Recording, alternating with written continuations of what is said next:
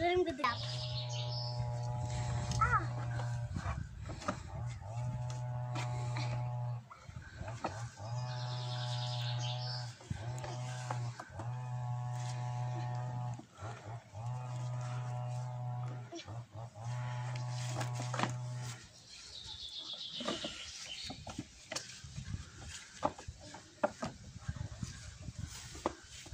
Yeter bence. Hayır.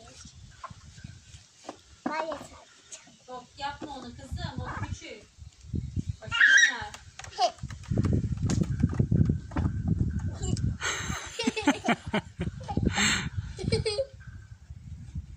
Baba. Efendim oğlum.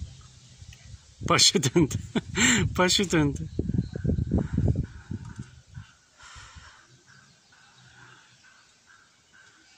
Yine ben istiyorum ya. Bana o kadar da çok olmadı. Benim yaptığım gibi bana da yapacak. Aa, o şoförün kırmış. Onu indirsek şimdi duramaz ayakta. Hadi bir daha.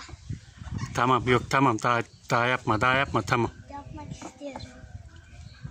Tamam yapma daha. Ama çok komik göstereceğim onu videoda şimdi. Nasıl ayakta duramıyor onu göstereceğim. O yine şey yapamaz. Tamam çevirme bırak. Bırak dönsün.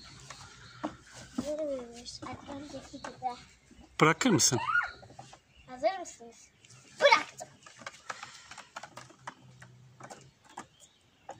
Baba. Baba. Efendim.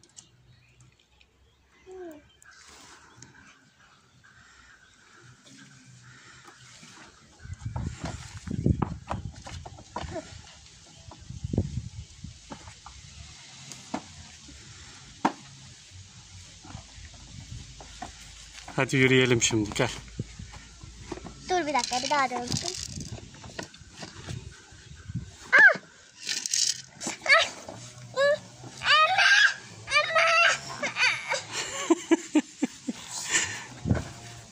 Oy.